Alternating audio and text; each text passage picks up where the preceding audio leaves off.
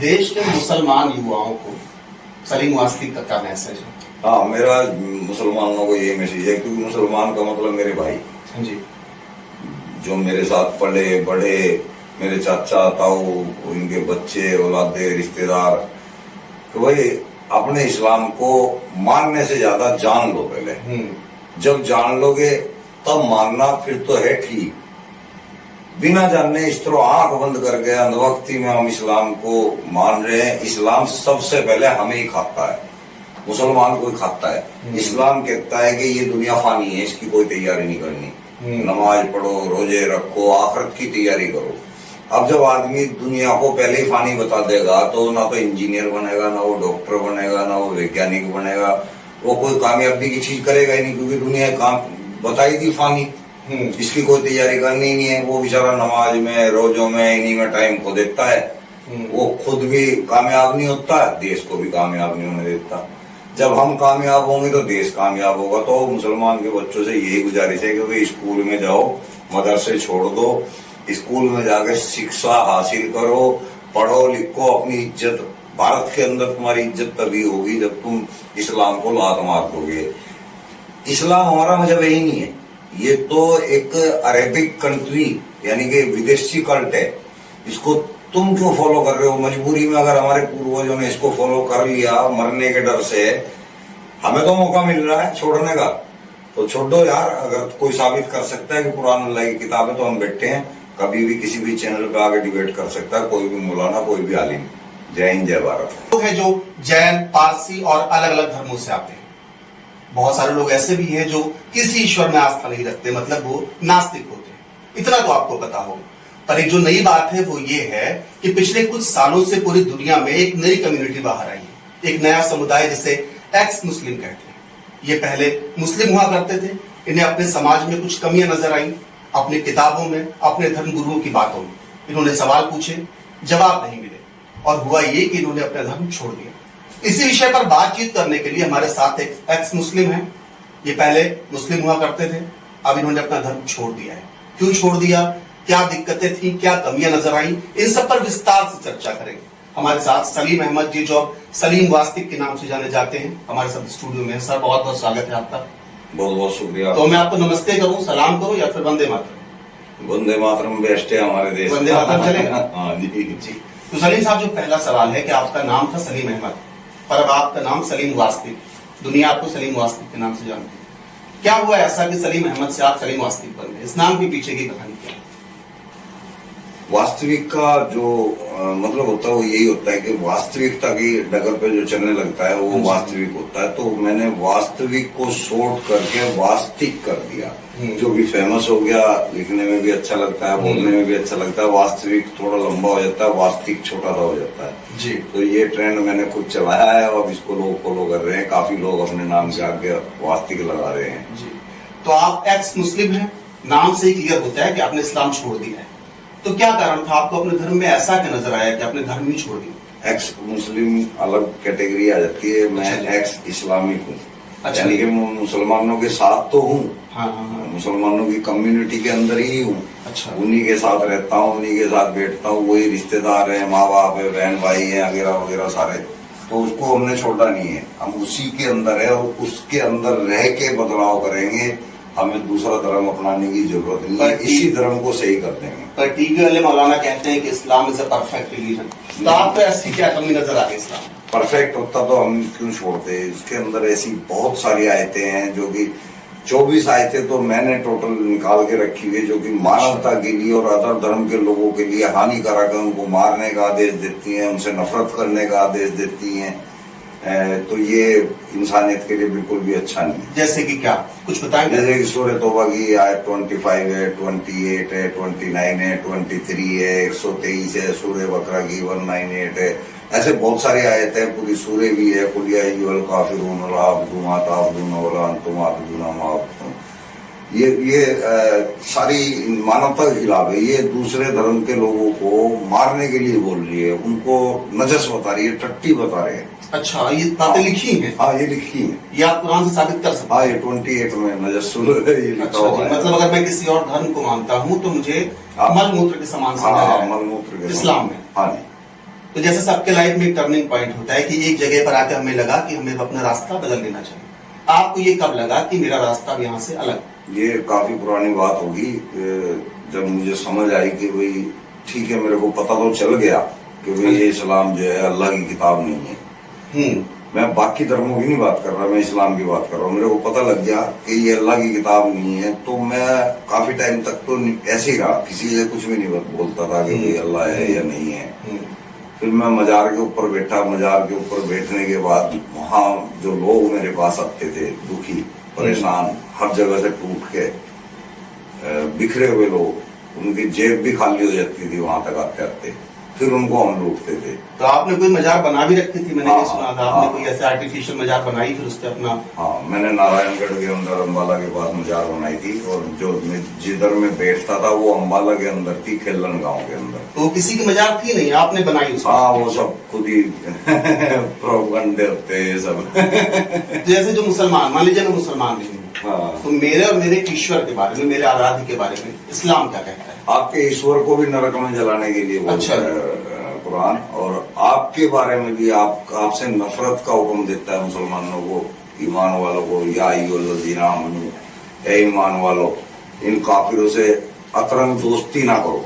अच्छा। हाँ, इनको मौका मिलते ही मारो। तो मतलब मेरे जो मुसलमान दोस्त हैं, क्या वो भी इस इंतजार में होंगे? 101%। जब भी उन्हें मौका मिलेगा आपको जो है मुस्लिम बना देंगे। अगर प्यार से बन गए तो कोई दिक्कत नहीं, अगर प्यार से नहीं बनेंगे फिर मारेंगे। तो जैसे मान लीजिए हमारे महाराज जी, प्रेमानंद महाराज जी, सारी उम्र मानवता की सेवा की उन्होंने, हमेशा उनकी सारी कर रहे हैं। हाँ जी, सारी उम्र करते आए हैं वो। अब उनका जो क्रियाकलाप है, जो उनकी दिनचर्या है, सुबह से लेकर शाम तक, वो सिर्फ मानव सेवा में लग रहा है। उनका कोई भी ऐसा कर्म नहीं है जिससे बुरा कहा जा सके। तो क्या उनके बारे में भी इस्लाम, उनकी जो आखिरत है, जो उनका भी अंत है, वो भी इस्लाम के हिसाब से गड़बड़ हो? हाँ बिल्कुल, उनके लिए भी यही है। चाहे जितना भी अच्छा आदमी हो, जितना मानवता भरा आदमी हो, सुबह शाम तक मानवता के लिए कार्य करता हो, वो भी काफिर है, नफरत के लायक है, वो मारने के लायक है, और वो दोजख में जाएगा। मतलब महाराज जी, अगर उनका अगर आस्था नहीं है ईश्वर पे, कुरान पे, और वो कितने भी अच्छे, ईश्वर पे नहीं, कुरान पे। अच्छा, मतलब कुरान वाले ईश्वर पे। मेरा मतलब था कि अगर अल्लाह पे या कुरान पे उनकी आस्था नहीं है, तो वो भी काफिर हैं और जहन्नुम में, हाँ, जहन्नुम में जाएंगे सीधे। और देखिए, मुसलमान जो बुरा होगा वो जाएगा तो वो भी जहन्नुम में, लेकिन वो थोड़ी सी अवधि के बाद फिर वापस जन्नत में ले लिया। अच्छा, ये भी प्रोग्राम है, मतलब ये भी तरीका है। 200 साल की बच्चियों के साथ भी कुकर्म कर रखे हैं, जिन्होंने कत्लेआम किया हुआ है, वो भी दोजख में जाएंगे, थोड़े दिन के लिए जाएंगे, अपनी एक अवधि पूरी करने के लिए, और उसके बाद फिर वो भी जन्नत में। मैंने आपको कहीं कहते सुना था कि अगर आप मूर्ति पूजा कर रहे हैं एक तरफ कोई रेप कर रहा है छोटी सी बच्ची का, तो वो माफ है जो कुरान में, कुरान के हिसाब से। पर मूर्ति पूजा अपराध है इस्लाम की दृष्टि में। हाँ, ये सूरह निसा की आयत। अच्छा, और ये लिखी हुई बात है? हाँ, ये लिखी हुई बात है कि रेप आपको माफ है, हाँ, मूर्ति पूजा माफ है। हाँ, अल्लाह ने कहा कि अगर एक छोटी बच्ची के साथ रेप हो रहा है और एक मुशरिक है, यानी कि दूसरे धर्म के ईश्वर को तस्लीम कर रहा है, मुशरिक मतलब हिंदू, जैन, बौद्ध सब। अच्छा, तो वो गुनाह माफ नहीं होगा, वो गुनाह माफ हो जाएगा जो आपने बच्ची के साथ कुकर्म किया है। मतलब आपके जीवन भर के कर्म मायने नहीं रखते? नहीं, आप अगर उस किताब पे या अल्लाह पे आस्था नहीं रखते? इसमें कर्म है ही नहीं है, इसमें तो सीधा है कि जो अल्लाह को मान रहा है वो जन्नती है। अच्छा, जो उसके रास्ते पे चल रहा है वो जन्नत। मतलब इस्लाम की नजर में मैं जानू? हाँ, 100% जानू। 80% जो पब्लिक है वो जानू है, 20% जो है अल्लाह वाले वो जन्नती है। अच्छा। तो ये किसी ने आकर बताया होगा तो ऊपर से देख के कि हाँ ये यहाँ गए, वो वहाँ ये जिब्रील के नाम लगाया जाता है, असल में तो मोहम्मद साहब की कारस्तानी है सारी। अच्छा। लेकिन ये जिब्रील के ऊपर थोप रखा कि जिब्रील कोई नहीं है, वो गैब्रील है। अच्छा, वो गैब्रील का ही नाम जिब्रील बदल के रख रखा है इन्होंने। जो पिछले देवी देवता रहे हैं ना दूसरे धर्मों के, उनका नाम चेंज कर करके अपना बना लिया इन्होंने। सोलोमन को सुलेमान बता दिया, जैकब को याकूब बता दिया, एडम को आदम बता दिया, ये सब नाम चुराए हुए हैं। आप लोग जो है ना, अच्छा, नरक के, दोजख के, जहन्नुम के ईंधन हो। अगर आप लोग नहीं होगी तो वहां आग कैसे जलेगी? अच्छा। और अगर मैंने जीवन भर बुरे काम किए, लूटा खसूटा, गाली गलौज की, रेप किए, चोरियां की, डकैतियां डाली, और आखिरी समय में मरने की कुछ टाइम पहले अल्लाह को मान लिया, कुरान को मान लिया, सब माफ। तौबा कर ली, अच्छा तौबा कर लिया, सब माफ। सब माफ। ये स्कीम अच्छी है, पूरी जिंदगी आप चाहे जो करें। ऐसी स्कीम तो बीजेपी भी नहीं लाई। और ये सलीम साहब 72 गुरु का क्या चक्कर है? मैं बहुत सुनता हूँ इंटरनेट पे, बहुत सारे मौलाना टीवी पर चीख चीख के कहते हैं ऐसा कुछ नहीं है, ये सब फालतू चीजें। 72 गुरु का कॉन्सेप्ट क्या है, असल बात क्या है? असल तो ये है कि उस वक्त देखिए जो चीज ज्यादा नेमत वाली होती थी ना, ज्यादा मतलब जिसकी शॉर्टेज थी, खजूर, उसकी नेमत अच्छी थी, बढ़िया थी। खजूर का लालच दे दिया, तुम्हें जन्नत में खजूर मिलेगी। दूध की नदी आबादी, दूध नहीं मिलता था, दूध की नदी आबादी। शहद कीमती था, तो शराब का भी कुछ है ऐसा? हाँ, शराब, मोहम्मद साहब भी शराब पीते, वो भी शराब पीते थे। तो शराब की नदियां वहां पे, यहाँ तो शराब हराम है, वहां पे हलाल है, वहां हलाल है। कमाल देखो अल्लाह ने यहाँ कैसा, मतलब इसका सिस्टम ही कुछ अलग है। हाँ। पीने वाला तो दोजख में जाएगा, जी। और जो जन्नत में होंगे उनको शराब मिलेगी। भाई जो वो पीते ही नहीं तो उनको शराब दे क्यों रहा है भाई तू? और ये सब बातें लिखी हैं, आप कह रहे हैं हाँ, इस बातें कुरान में? हाँ, ये सब कुरान में, हदीसों में। तो मान लीजिए जैसे हम तो मर्द हैं, जेंट्स हैं, हमें 72 गुरु मिलेंगे। हाँ। औरतों को क्या मिलेगा? और तो कुछ नहीं मिलेगा, उनको रंडी बताया अल्लाह ने। अच्छा। हाँ, वो वहाँ की रंडी खाने की जो है खाला बनेगी, वो अपने खाविंद के लिए 72 लोगों को सेट करेगी कि वो आज तूने सोना है, कल तूने सोना है, परसों तूने सोना है, उनकी टाइमिंग फिक्स करेगी वो। तो रंडी का काम होता है, रंडी खाने की। मतलब औरतें अगर पूरी जिंदगी बहुत अच्छा काम कर ले, नमाजें पढ़ लें और सारी अच्छी चीजें कर लें, अंत वही है उनका जो हाँ, तो वही है। अच्छा, ये मतलब इसमें पॉइंट ये भी, मैं मुस्लिम औरतों से ही मेरी गुजारिश है कि अगर ध्यान देंगे तो बढ़िया रहेगा जी। मान लो बंदे ने बुरे काम किए, मुसलमान ने, अब वो तो दो जग में जाएगा। अब औरत किसकी बनेगी फिर वो खाला? हाँ, ये भी सवाल है। उसको तो मिल ही नहीं बात तरूरे। अब वो औरत क्या करेगी, उसका कोई जिक्र ही नहीं है। औरत ने अच्छे काम किए, इस्लाम को अच्छे से फॉलो किया, वो जन्नत में चली गई, लेकिन अब उसको क्या मिला? अब उसको कुछ भी नहीं मिला। फिर आप ये भी कहते हैं कि नमाज जो है, अब मेरे कई मुस्लिम दोस्त हैं जो एकदम समय के पाबंद हो, कुछ भी कर रहे होते हैं, भाई नमाज का टाइम हो गया, भागते हैं उठते। आप कह रहे हैं नमाज का इस्लाम से कोई कनेक्शन नहीं, कहीं नहीं लिखी ये बात। नमाज फारसी धर्म की है। अच्छा जी। और अवेस्ता नाम की बुक है फारसियों की, जैसे कुरान है उनका अवेस्ता है, जैद अवेस्ता। उसमें अगर हम पढ़ेंगे तो वहां पे हमें ये सारी नमाजें भी इसी नाम से मिलेंगी, फजर, जोहर, असर, मगरिब, ईशा, ये सारी नमाजों के नाम भी वहीं पे है। वजू का तरीका भी वहां पे है, नमाज कैसे पढ़नी है, सब कुछ वहां पे है। कुरान के अंदर नमाज नहीं है, सलात है।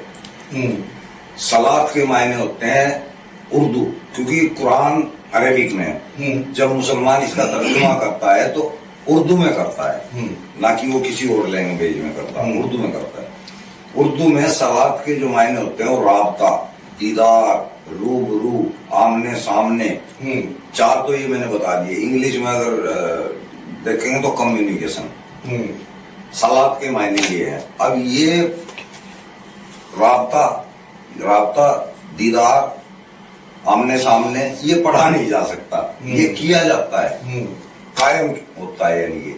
और वहां पे सलात कायम करने का हुक्म है, यानी कि राबता करने का हुक्म है, दीदार करने का हुक्म है, आमना सामना करने का हुक्म है, कम्युनिकेशन करने का हुक्म है। किसके साथ? रब के साथ, अल्लाह के साथ। अब इन्होंने उसको नमाज उठा लिया। नमाज पहले से चलती आ रही है पारसियों के पास, और इन्होंने उसको एज ए टीज अडॉप्ट करके अपने धर्म का हिस्सा बना लिया है। नमाज कुरान में है ही नहीं। अच्छा। और फिर एक बात और आती है, अक्सर देखिए हिंदुओं के जुलूसों पर कभी पत्थरबाजी होती है, अभी गणेश जी की मूर्ति पर अंडे फेंके गए, तो ये भी कहीं से निकल के आता है कि ये अपनी मजूक कर रहे हैं। ये मानसिकता है कि किसी धर्म में सिखाया जाता है? ये मानसिकता है, और ये रसूल की सुन्नत भी है। अच्छा, ये लिखी बातें? हाँ, रसूल का जो दांत टूटा था वो पत्थर से टूटा था, किसी ने पत्थर फेंक के मारा था, उसी के बारे में। मतलब पत्थरबाजी का इतिहास है। इतिहास है। जो सऊदी अरब के अंदर शैतान को पत्थर मारा जाता है, वो भी सब यहीं से फॉलो हो रहा है। अच्छा, सऊदी की बात की आपने, तो इस्लाम की शुरुआत वहीं से हुई, पर सऊदी तो मंदिर बना रहे हैं, हमारे वाले मंदिर तोड़ने की कोशिश में रहते हैं। तो ऐसा कैसे, क्या चक्कर है? वहां तो वो लोग मंदिर को मांग रहे हैं, जमीन दे रहे हैं, मंदिर बना रहे हैं, हमारे वाले मरे जा रहे हैं। बिल्कुल। अब इसमें सवाल ये आता है कि मुसलमान असली वहां वाला है कि वही सवाल है मेरा कि वहां वाले असली मुसलमान है कि हमारे यहाँ? असल में मुसलमान जो थे वो अरब कंट्री के लोग थे, और कुरान भी जो नाजिल हुआ है ना वो अरब के लोगों के लिए नाजिल हुआ है। उसमें खुद कुरान के अंदर आया था कि मैंने तुम्हारे लिए कुरान को आसान कर दिया तुम्हारी जबान में भेज कर। तो अरब की जबान अरब कंट्री में ही चलती है। यहाँ का मुसलमान तो हिजड़े की तरह है, जैसे औरत से ज्यादा श्रृंगार करता है। औरत कम करती है ना तो हिजड़ा उससे ज्यादा श्रृंगार करता है। हाँ, तो ये लोग दाढ़ी बढ़ाना, उस पर कलर लगाना, मुच्छे साफ करना, पजामा ऊंचा पहनना, ये सब ढोंगबाजी है। अब तो आप देखेंगे अगर सऊदी अरब में जाते हैं तो सऊदी अरब ने इस्लाम को फॉलो करना ही बंद कर दिया। वहां पे आपको कुरान के अंदर जाते हैं तो ब्याज लेना और देना हराम है। ये सूरह बकरा की आयत 175 के अंदर है। अगर कोई ब्याज लेगा या देगा तो उसके ऊपर इस्लाम हराम है। सऊदी अरब ने वहां पे जो है इंटरेस्ट स्टार्ट कर दिया है, बैंक स्टार्ट हो चुके हैं इंटरेस्ट वाले, बिजनेस स्टार्ट हो चुके हैं इंटरेस्ट वाले। अब कुरान में आते हैं शराब के ऊपर। शराब कुरान के अंदर हराम है, 43 आयत है सूरह निसा की। सऊदी अरब के अंदर शराब खाने खुल चुके हैं। अच्छा। हाँ, वहां पे ठेके खुल चुके हैं, हमारी देसी भाषा में वहां ठेके खुल चुके हैं। तो वो उसके बिल्कुल खिलाफ हो गया, इस्लाम के खिलाफ हो गया। कुरान के अंदर औरत को पर्दे में बताया गया है, जिलेबाब बोलते हैं उसको। अब वहां पे सऊदी अरब के अंदर औरत बिल्कुल खुली कर दी उन्होंने कि आपकी मर्जी है, आपने मुंह ढकना है तो ढको, नहीं आपने मुंह ढकना तो आपके ऊपर कोई जबरदस्ती नहीं। तो अब वहां सब ने बुर्के उतार, तो औरतें गाड़ियां चला रही हैं वहाँ। हाँ, औरतों को गाड़ियां चलाने का लाइसेंस मिल गया है। तो ऐसी बहुत सारी, अब सिनेमा हॉल जो है, अगर हदीस की 2225 पे जाते हैं तो मोहम्मद साहब ने चित्र को और चित्रकारी को हराम बता दिया है। वहां पे सिनेमा हॉल खुल चुके हैं। तो सऊदी अरब तो फॉलो कर ही नहीं रहा इस्लाम को, और ये लमटंगू फॉलो कर रहे हैं। इंडियन लमटंगू जो है ना, ये फॉलो कर रहे हैं, पाकिस्तानी, बांग्लादेश, हाँ, ये फॉलो कर रहे हैं। फिर एक सवाल आता है सलीम साहब, आतंकवाद से रिलेटेड हमेशा जो एक तोहमत लगती है, इल्जाम लगता है मुसलमानों पे, और अक्सर टीवी वाले जो स्कॉलर और ये आलिम आते हैं ये कहते हैं कि इस्लाम का आतंकवाद से कोई कनेक्शन नहीं। आपका क्या मानना है इस बात? कभी ये कहते हैं कि आतंकवादी का कोई धर्म नहीं होता जी, है ना, धर्म होता है। आतंकवादी का धर्म होता है और वो किसी ना किसी धर्म के लिए ही आतंक फैला रहा है। कुरान की अगर हम 8वें नंबर की सूरह में जाते हैं तो 12वीं आयत के अंदर कुरान में खुद अल्लाह कह रहा है कि मैं काफिरों के दिलों में दहशत डाल दूंगा। दहशत की इंग्लिश टेरर होता है, टेरर फैलाने वाले को टेररिस्ट कहते हैं। तो अल्लाह खुद कह रहा है कि मैं टेररिस्ट हूँ और तुम उनकी पोर पोर काट देना। अच्छा, तो अल्लाह अपनी उम्मत को ये भी कह रहा है कि तुम भी टेरर फैलाओ, काट देना, तो इसका दहशत डाल लो, बिल्कुल, है ना। तो अल्लाह तो खुद आदेश दे रहा है कि मैं भी आतंकवादी हूँ, तुम भी आतंकवादी बनो। तो ये बनेंगे क्यों नहीं भाई? मतलब ये सब बातें वहीं से आती बिना दलील की बात नहीं कर रहा हाँ मैं, जी। जो भी बात बोल रहा हूँ दलील साथ में दे रहा हूँ। अगर वहां ये नहीं लिखा हुआ तो मैं मतलब सजा का हकदार हूँ, मुझ पे कोर्ट केस करे तो आप फिर से वापस इस्लाम में आ जाएंगे। हाँ, मैं 100% आ जाऊंगा। कोई भी आ जाओ, बड़े से बड़ा मौलाना आ गया, मुझे साबित कर दो कि मैंने गलत बोला है। तो एक चीज और है कि भारत में करीब 25-30 करोड़ मुसलमान मेरे ख्याल से होंगे, और भी शायद। तो अगर ऐसी बात है कि कुरान में आतंकवादी बनने के लिए कहा गया है तो ये सारे क्यों नहीं बन जाते? फिर हमारे यहाँ कुछ मुसलमान हैं बहुत सीधे शरीफ, मेरे कुछ सर्किल में भी है उठने बैठने वाले, तो वो तो ऐसा नहीं करते। तो इसके पीछे क्या वजह? गाजी हर किसी को बनने का मौका नहीं मिलता। गाजी वो होता है जो गजवाए हिंद में शामिल होता है, यानी कि हिंद को इस्लाम में कन्वर्ट करना। हाँ, गजवाए हिंद बताइए, थोड़ा डिटेल में बताइए क्या है ये गजवाए हिंद? हमने बहुत सुना इसके बारे में। गजवाए हिंद एक तरह का, ये खुद मोहम्मद साहब ने ही नाम दिया है। उनको उन्होंने हर जगह कोशिश करके इस्लाम को फैलाने की कोशिश की, कब्जा करने की कोशिश की सभी देशों पे। भारत पे भी उनकी कोशिश थी। उनका एक हदीस है कि मुझे भारत की तरफ से, इंडिया की तरफ से, हिंदुस्तान की तरफ से मीठी मीठी खुशबू आती है, मुझे ठंडी ठंडी हवाओं की महसूस होती है उधर से।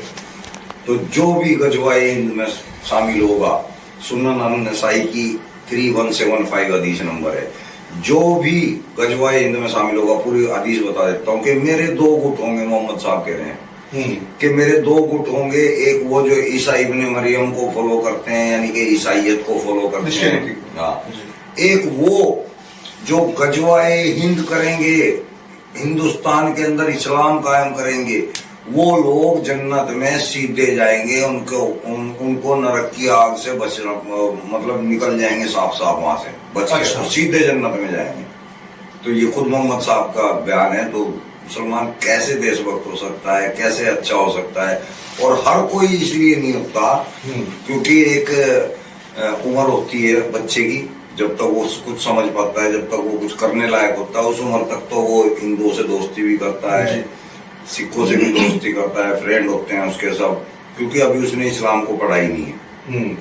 अब जब वो अपनी एज में आ जाता है वहां उसको आगे सब पता लगने लगता है, उसको कुरान भी पता लगने लगता है, उसको हदीस भी दिखने लगते हैं, फिर उसके अंदर वो इस्लाम वाला जज्बा आ जाता है। उसको पता है कि अगर मैं ये नहीं करूंगा तो मैं दोजख में जाऊंगा, मैं मुसलमान ही नहीं हूँ, फिर इस्लाम से बाहर हूँ।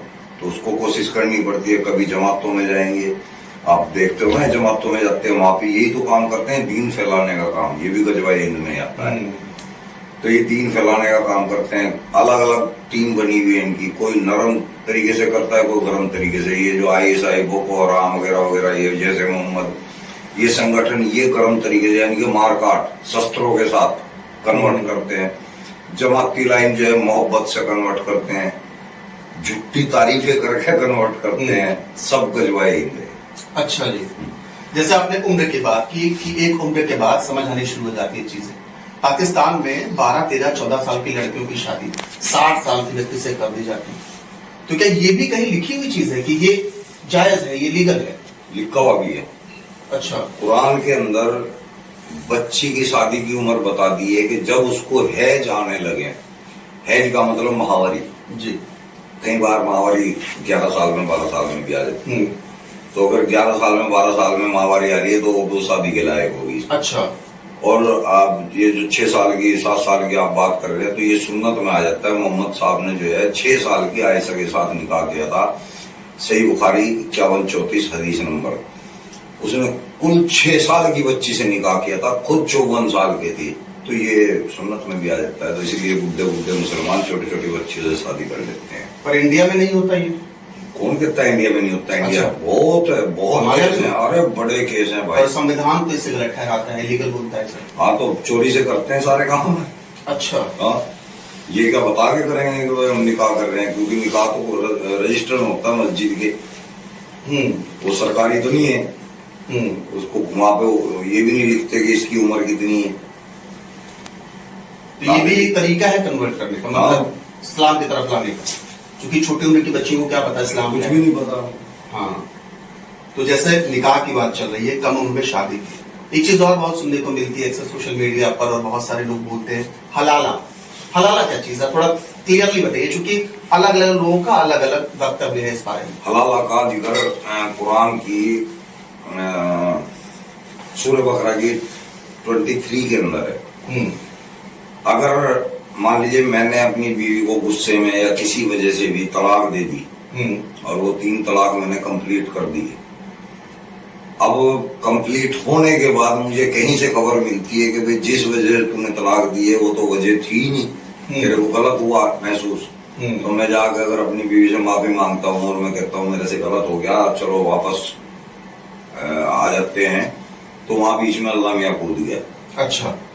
अब अल्लाह मियाँ क्या कह रहा है कि अब अगर ये लड़की तेरे पास जाना चाहती है तो पहले ये किसी और के नीचे जाएगी, किसी और से शादी करेगी।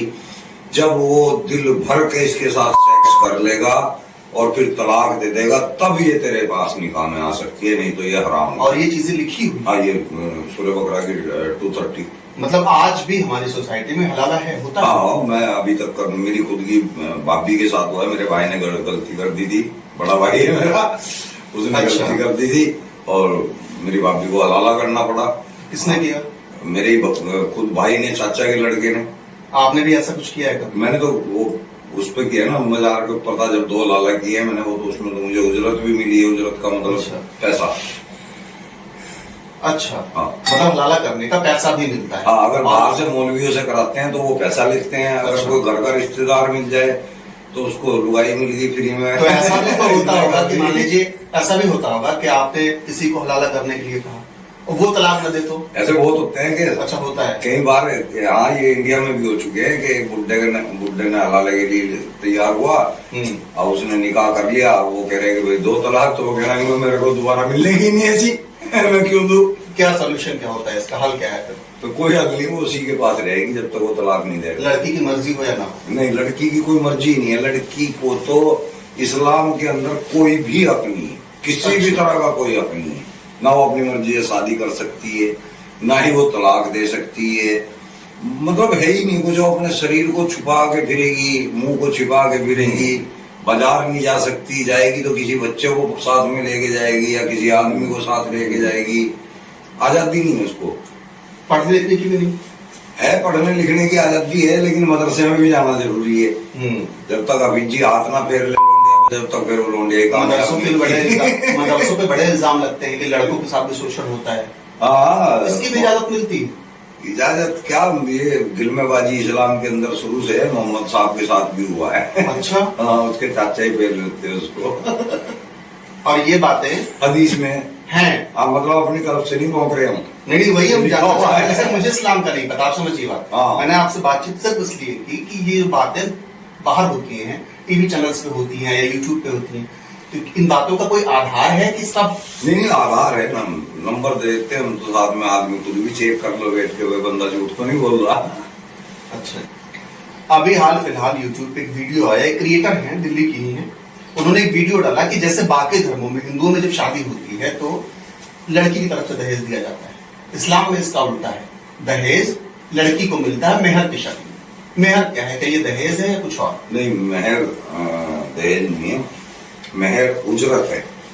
उजरत तनख्वाह को बोल लो या फिर मेहनताने को बोल लो। अच्छा। जैसे कि एक आदमी दिहाड़ी करके शाम को अपने पैसे देता है तो उसको उजरत बोलते हैं। तो ये उजरत उसकी मेहर औरत की इसलिए है ताकि वो आदमी के साथ सो रही है, लेट रही है, तो वो मेहर होता है कि भाई ले, ये तेरे को तेरी सेक्स की कीमत है। अच्छा। मतलब उसको एक वेश्या की तरह इस्तेमाल कर लिया, मतलब पैसे ले और हो गया काम। मतलब बाकी धर्मों में जो औरतों का स्थान है, महिलाओं का जो स्थान है, ऐसा है इसमें नहीं है। इस्लाम में नहीं। इस्लाम में क्या स्तर है? और क्या जगह तो इनको देवी बता दिया गया बहुत है, जगह पूजनीय बता दिया गया है कि इनके पैरों को छुआ जाता भाई है। कहते हैं इस्लाम में ही बहुत सारे मौलाना की माँ के कदमों के नीचे जन्नत है। नहीं, ये भाई कब्जा तो उन्होंने भी दिया ना। अच्छा।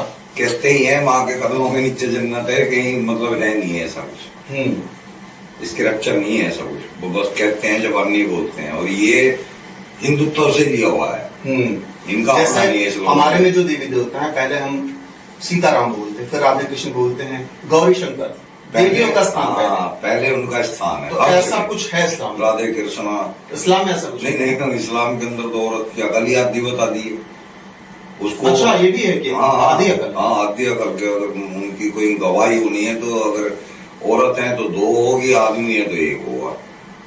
तो औरतें तो हवाई जहाज उड़ाती हैं आज की डेट में, साइंटिस्ट हैं, उनकी अकल आधी होती तो। हाँ, इनको तो आधी अकल का बता दिया मोहम्मद साहब ने तो इनको शैतान ही बता दिया कि ये शैतान है औरत। ये सही बुखारी की 103 नंबर की हदीस है।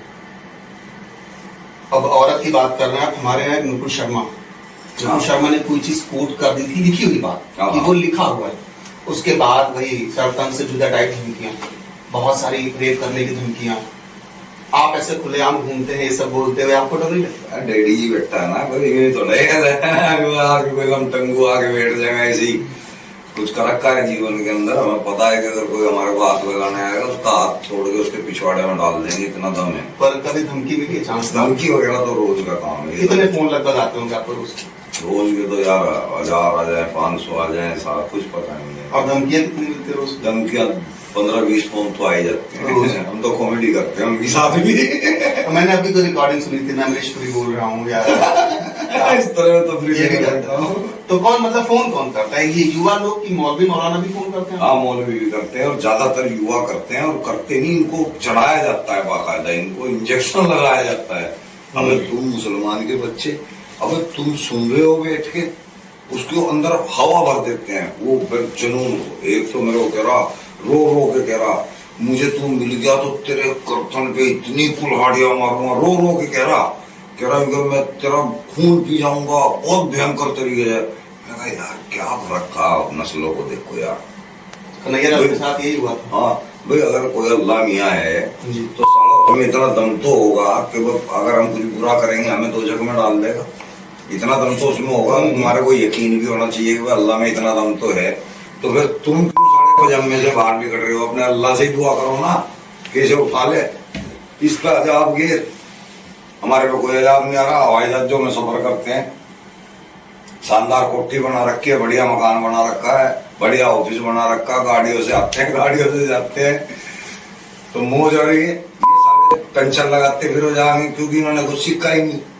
मार काट के अलावा। हाँ, तो मार काट जैसे भी कन्हैया का वाकया हुआ था, क्या नाम था उनका, जो उदयपुर फाइल्स एक फिल्म आई, फिल्में देखते हैं आप?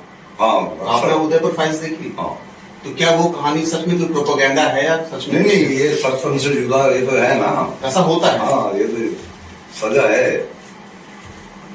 अभी कश्मीर मोहम्मद में साहब ने भी की है ना सर। अच्छा, हाँ बताइए इस बारे में। बनो ये जो कुरैजा है के जो अंदर- ये जो सर तन से जुदा वाली जो बात है, हाँ, ये- बनो कुरैजा के अंदर लगभग 800 से 850 लोगों को 5-5 आदमियों ग्रुप में यूं उसकी गर्दन झुकाते थे। एक गड्ढा खोदा हुआ था और तलवार से, एक ही तलवार से उनके सर काटते थे और वो उस गड्ढे में जाके गिरते थे।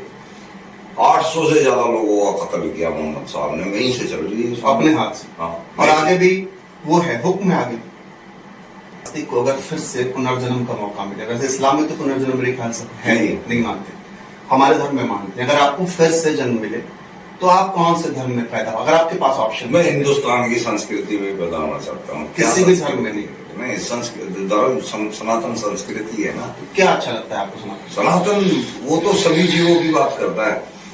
जीवों की छोड़ो तो नदियों की, पेड़ की, पौधों की, सूर्य की, चांद की, तारों की, है ना, पूरी हर सृष्टि की हर चीज की कदर करता है, पूजा करता है। बच्चियों की, इंसान को देवता बोलता है। तो ऐसे मतलब कड़ कड़ में ईश्वर को देखने वाले। हाँ, तो मतलब ऐसी संस्कृति मैं चाहता हूँ। ये तो शायद मैं, हो सकता है ईश्वर ही मुझे इस संस्कृति में लाया हो, क्या पता कोई ईश्वर मुझसे ये काम कराना चाह रहा हो सकता है कि मैंने जो इतनी दिलेरी हासिल की है, क्या पता उसने मुझे बनाया दिलेर हो, कट्टर बनाया हो। स्टार्टिंग से जो काम मैंने अपने जीवन में किए, खतरनाक किए हैं, बहुत डेंजर मैंने काम किए हैं। क्या पता मेरी ट्रेनिंग करा रहा हो ये जो शक्ति है, ये जो ईश्वर है, और आज मुझे इसीलिए यहाँ पे बिठाया हो कि भाई ये बंदा अब लोहा बन चुका है, अब ये इस कार्य को करेगा। क्या पता ऐसा ही कुछ हो। नहीं, तो दिलेरी तो आपने है शुरू से रही होगी।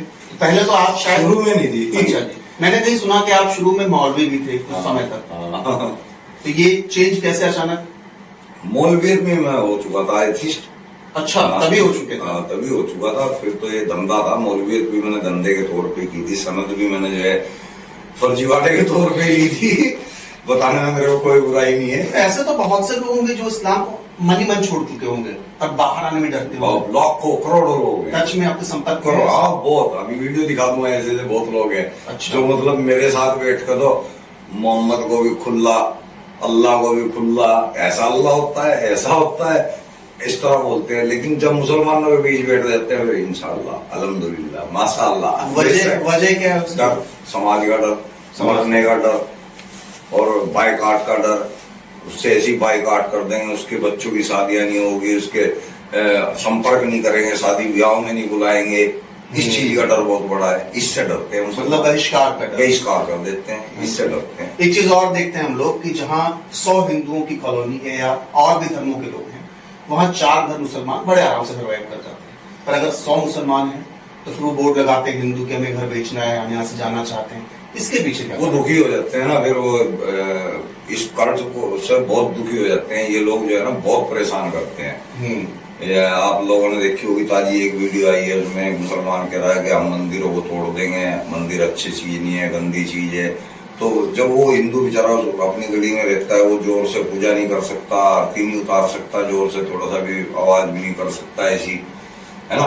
तो इस चीज से वो दुखी होकर निकल जाता है। हिंदू, अब मैं उनको गलत शब्द बोल लूं क्या कहूं, मतलब उदारवादी होते हैं लोग। ये कुछ भी नहीं कहते, ये उनको बल्कि और नमाज के टाइम पानी दिलाएंगे जाके, ले वजूनी वजू के लिए पानी ले ले, तेरे पे पानी नहीं है, ये सब उल्टा और पानी दिए आएंगे। जैसे मैं छोटे शहर से आता हूँ, छोटा सा कस्बा है हमारा, वहां जब अजान होती है तो उस टाइम हम हिंदू भी अगर कुछ कर रहे हैं तो चुप हो जाएंगे, चुप हो जाएंगे, गाने बजा रहे हैं तो बंद कर पागल है देंगे। सब। मैं तो और तेज आवाज ऊंची कर देता हूँ, जब अजान होती है ना, मेरे को कोई गाना चल रहा होता है और तेज कर देता हूँ अजान। ये अजान में बोलते क्या होती है अजान? अजान ये बोलते हैं कि अल्लाह अकबर, अल्लाह अकबर, अल्लाह सबसे बड़ा है, अल्लाह ही पूजने लायक है। इसके अलावा मतलब सीधी बात है कि अगर अल्लाह ही पूजने लायक है तो और कोई भगवान को पूजा के लायक है ही नहीं है, केवल एक ही है। तो हम दिन में 5 बार ये सुनने के आओ नेकी की ओर, आओ नेकी की ओर, मतलब सिर्फ नेकी यही है, बाकी सब बदी पे है। तो ये कंट्रोवर्सी है। मतलब हम अपने ईश्वर की बुराई सुनने के लिए अपने वॉल्यूम कम कर देते हैं दिन में। अपनी खुद की वॉल्यूम का अपनी बुराई सुन रहे हैं। हाँ। देखो कमाल की बात है ना? और तेज करो ना, साले कानों में भी ना है सब। पर जहाँ ये कम, जैसे मुसलमान जहाँ कम संख्या में है, 10-20 घर हैं पूरे हिंदुओं के गांव में, वो तो बड़ी शराफत से रहते हैं। अलतकिया करते हैं। अच्छा, अलतकिया में कोई चीज होती है, क्या है अलतकिया?